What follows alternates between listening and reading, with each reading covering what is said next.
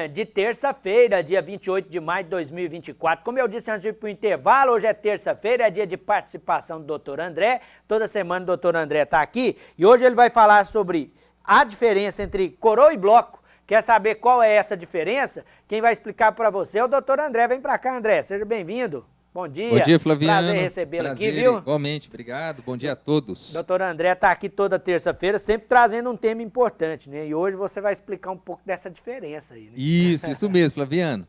A gente vai comentar desse tema porque é muito comum os pacientes chegar no consultório e usar o termo, eu preciso fazer a troca do meu bloquinho, né? Trocar a minha coroa. Então nós vamos comentar a diferença, exatamente o que é o bloco, né? Que na verdade não é o nome científico, é o nome técnico, né? É restaurações indiretas, a gente vai ver os nomes direitinho. E o que é a coroa? Porque existe sim uma diferença entre um tipo de trabalho, que é o bloquinho, e o que é feito em relação à coroa. Pode passar? Então, gente, qual que é a diferença, né? Nós vamos comentar alguns casos, tudo, mas basicamente a coroa total é o revestimento completo do dente, né? Então é quando nós temos, por exemplo, um elemento, ele precisou ser completamente desgastado, quando ele está muito danificado aquele dente. Isso quer dizer o quê? Quando, por exemplo, o dente está muito quebrado, o dente quebrou praticamente 100%, ficou só um remanescente de dente. Aí não compensa a gente conservar aquele remanescente. Vale a pena a gente fazer um preparo total, né, que é desgastar ali, né, o dente inteiro, em relação à altura, a parte lateral, e a peça vai encaixar inteira no dente. Então isso é coroa total. O bloco, ou inlay ou onlay, nós vamos ver que existe uma diferença disso aqui, são restaurações indiretas parciais, feitas com o material reforçado. Então, no caso, como a gente vê na imagem aqui, ó, o bloco, o que é? Quando a gente vai restaurar ou preencher uma parte do dente. Aqui, por exemplo, a gente não precisa desgastar o dente todo, é somente aquele pedaço. Então, às vezes é muito comum o paciente deu uma cárie aqui, deu uma cárie de cá, e aqui no meio tem alguma restauração antiga, um amálgama, por exemplo. Aí você não vai pegar e desgastar o dente todo. O que a gente faz? A gente tira aquele amálgama antigo, remove a cárie de cá, remove a cárie de cá, e o bloquinho vai encaixar justamente nessa região, preservando as estruturas remanescentes. Pode passar. Então aqui, ó, nós temos esses nomes, né, que é os nomes diferentes, inlay, onlay e tal. Qual que é a diferença? A inlay, como o próprio diz, in quer dizer dentro. Então é quando ela está sobre o dente, ela está dentro do dente. Então são regiões em que as paredes circundantes, né, as paredes laterais, são preservadas. Então a gente chama isso de inlay. E a onlay é quando pega a lateral dos dentes. Então onlay a gente pode ter um caso, pega no centro do dente, pega uma lateral, pode ser aquela imagem anterior, quando pega no meio do dente, duas laterais, e tem aquela que pode pegar uma lateral, pega outra e pega uma parte de trás, que tem dois nomes, pode ser um lay ou overlay, que é praticamente a mesma coisa. Então, o que vai mudar aqui? A inlay, eu falo o seguinte, a inlay pode ser feito numa situação dessa, uma restauração direta, que não propriamente precisa ser feito uma peça no dente. A gente vê alguns pacientes chegam lá para nós tratarmos e a gente indica fazer uma restauração direta, que não precisa fazer uma peça que fica mais caro e demora um pouco mais. Pode passar. Aqui mostrando de novo, a inlay pega só na parte superficial, aqui tem uma paredinha de dente ainda, e a onlay quando abraça mais o dente. Aqui a gente vê áreas bem maiores, né? Quando pega muita área do dente. Aqui a base ainda é dente natural. Isso aqui são imagens de modelo de gesso, né? Pode passar. Então aqui, gente, nós temos alguns casos clínicos aqui, ó. Aqui um paciente teve que fazer tratamento de canal, né? O dente foi bastante danificado devido à cárie. E aqui o que foi proposto para ele? Preservar as estruturas dessas paredes, né, vestibular e lingual, né, que são as paredes remanescentes, estavam espessuras boas, e só na parte onde foi danificada a gente foi feito uma peça. Então a peça depois foi moldada, foi ajustada, isso aqui dá um pouco de trabalho para fazer, né? Então a gente tem que ter um laboratório de confiança para fazer, a gente prova em boca, tem que fazer ajuste oclusal, que é ajuste por cima, ver se o fio dental está passando direitinho, assim que ela estiver perfeita a gente vem e faz a cimentação. Isso aqui é um bloquinho, né? Somente para as pessoas entenderem. Isso aqui é um bloquinho overlay ou onlay, né? Ou seja, pegou as paredes laterais. Pode passar. E aqui nós temos um caso de uma inlay, né? quando aqui nós temos as paredes circundantes preservadas e ela encaixou só no centro do dente, né? É uma restauração considerada grande, né? Volumosa. Nesse caso, até optou-se pela peça, devido ao fato de ser uma restauração de grande volume, mas falar assim, podia ter feito alguma resina direta? Até poderia, mas talvez não teria a questão de estética, né? A estética não ficaria tão bonitinha como está aqui se fosse feito alguma resina direta. Então aqui nós temos um caso de uma inlay, que é o bloquinho. Pode passar. E aqui nós temos a coroa total, né, gente? Coroa total, como a gente falou, o dente inteiro vai ser coberto pela prótese, né? Então são aqueles casos que não tem como a gente salvar nenhuma parede do dente, tudo tem que ser coberto pela peça. Aqui são mais casos quando o paciente tem algum caso de fratura, caso que a pessoa já tem alguma peça e aí aquela peça deu infiltração, precisa trocar, é mais comum nesses casos. Pode passar.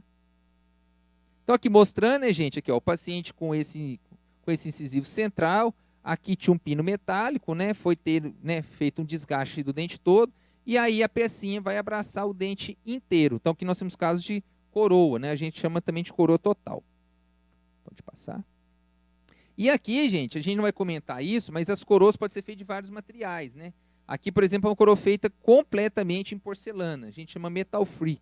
É quando não tem nenhum metal lá dentro. Mas existe coroas que chama metalo cerâmica, quando tem uma parte interna de metal, e temos as coroas feitas em cerâmica, que é uma peça em resina, que também dá estética e tem uma boa durabilidade. Aí o doutor André explicando um pouquinho, né, sobre essa diferença entre esses dois procedimentos. E é claro que esses dois procedimentos têm indicações diferentes também, né, André? Isso mesmo, Flaviano.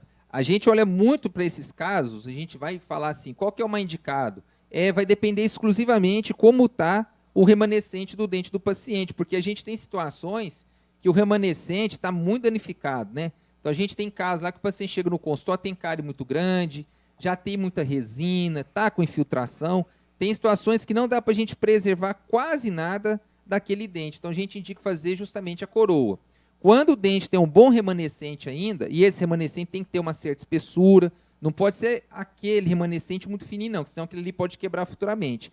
Mas se for um bom remanescente, a gente indica o bloquinho ou essas coroas que a gente comentou, um lei, inlay e tudo. Você trouxe aí algumas ilustrações, né? Ambos atendem muito bem a questão estética, né? Mas Isso. no dia a dia, a funcionalidade também para as duas situações traz um resultado legal, André? Traz sim. O que vai fazer muita diferença em relação à estética, você comentou uma coisa importante. Vai depender muito de como essa coroa vai ser confeccionada. Por quê? Se a gente tem um caso que essa coroa chama um lei ou um inlay, pode pegar áreas estéticas. Vamos pegar um exemplo aqui. Vamos pegar esse molar aqui. Se esse molar fosse um dente mais aqui na frente, quando a pessoa sorrisse, aparecesse esse dente, não ficaria legal uma peça encaixada aqui, ó. Imagina que tem uma parte de dente e uma parte de peça. O que ia acontecer? Essa linha do encaixe da peça iria aparecer. A gente indicaria fazer o bloquinho? Não. Indicaria fazer uma coroa total. Então a estética realmente faz diferença. Se é áreas muito mais de trás, que não vai ficar vendo essas linhas aqui, não tem problema. A gente até prefere conservar o dente. Mas se pega a parte estética, principalmente a área externa do dente, às vezes a gente indica essa coroa total para abraçar completamente o dente e não ver linha de cimentação. E é importante ressaltar que são procedimentos, né, que não geram transtorno nem desconforto, né, André? Justamente, Flaviano. São procedimentos que a gente vai muito... Geralmente a gente faz sem provisórios, tá, gente? Só quando são essas pecinhas bem pequenas, que às vezes a gente nem precisa fazer confecção de provisório. A gente põe um material curativo e aí faz a peça e coloca. Agora, essas áreas são peças grandes, coroas totais, a gente sempre indica fazer provisório. A gente faz um bom planejamento do caso do paciente, porque se porventura precisar do paciente ficar muito tempo com o provisório, aquele provisório vai substituir, por enquanto, o dente que foi danificado, né? E a gente faz um planejamento redondo. Tem casos que o paciente, às vezes, precisa fazer tratamento de canal prévio. O que é isso? O paciente não pode simplesmente chegar e já fazer uma peça, que às vezes tem uma cárie profunda e tem que tratar o canal, reconstruir o dente para depois fazer a peça. Então, assim, cada caso a gente avalia para ver qual que é o melhor planejamento. Esse é o ponto essencial, né? Sempre fazer a avaliação primeiro. Até mesmo para que o seu perfil, né, possa ser traçado, né, André? Justamente. Porque muitas vezes aquele procedimento que você chega em mente, né, não é o mais adequado. Não é mais adequado. É a mesma coisa que a gente comentou semanas passadas em relação ao clareamento, né? Ele é indicado para todos os pacientes? Não. Por quê? Pacientes que têm muito bloquinho, muita coroa, dente já foi tratado de canal em vários elementos, já foram muito danificados em relação à cor estética, não é indicado às vezes alguns procedimentos, como por exemplo o clareamento. Agora, esse caso, o bloquinho dessa parte do bloquinho e da coroa são indicados nesses casos quando o dente está muito destruído. Quando é um dente, por exemplo, deu uma cárie aqui, infiltrou um pouquinho para cá. Às vezes nem mesmo você precisa fazer um bloquinho. É só o dentista remover aquela cárie e fazer uma resina naquele local. Doutor André trazendo essa orientação para você em relação à diferença desses dois procedimentos. O nosso telefone fica sempre disponível. Tem aqui a pergunta do Bill. Ele está dizendo que extraiu 2 dentes, André, mas não foi orientado a respeito do pó de osso, né? Aí ele está perguntando se a gengiva dele não vai machucar com o tempo. Como é que repete novamente? Ele está dizendo que extraiu 2 dentes, né? Mas o profissional não orientou ele sobre o pó de osso, né? Ah, tá. Enxerto ósseo. E aí ele está preocupado com a gengiva, se não vai machucar. Nesse caso aí, como ele extraiu os 2 dentes, a gente tem que verificar a questão do seguinte. Quando a gente faz extração dentária, a gente precisa observar se aquele dente foi extraído, pode ter necessidade ou não de um futuro enxerto ósseo. Acho que foi isso a pergunta dele. Pode ser. Por quê? Porque se caso o paciente já teve uma perda óssea gigantesca nesses dentes e fez a extração, é bem provável que vai ter que fazer enxerto ósseo. Mas o que vai nos dizer se você vai precisar de enxerto ósseo ou não? É o exame que chama tomografia. Tomografia que é o exame que a gente sempre pede para o paciente toda vez que a gente vai fazer planejamento de implante. Porque a tomografia é um exame muito mais detalhado do que uma simples radiografia. Então, para o seu caso, a gente indicaria o quê? Fez extração, agora espera os meses que o seu profissional pediu para você aguardar, pediu uma nova tomografia, aí sim a gente vai verificar se vai ter que fazer enxerto ósseo ou não. Doutor André, trazendo sempre a explicação e orientação para você, telespectador aqui do programa Bom Dia Divinópolis, segunda edição. Muito obrigado, André, pela presença. Obrigado você, viu, Flaviano? Sempre bem-vindo. Eu te agradeço. Viu? Um abraço a todos. Doutor André, toda terça-feira está aqui ao vivo no programa, trazendo dicas, orientações e temas importantes para você, né? E a gente sempre reforça aqui que a participação do doutor André fica disponível lá no portal sistemampa.com.br. Você pode acessar o portal que consegue rever a participação na íntegra aqui do doutor André, sempre lá no portal sistemampa.com.br. Obrigado, André, pela participação ao vivo aqui no programa. Bom dia.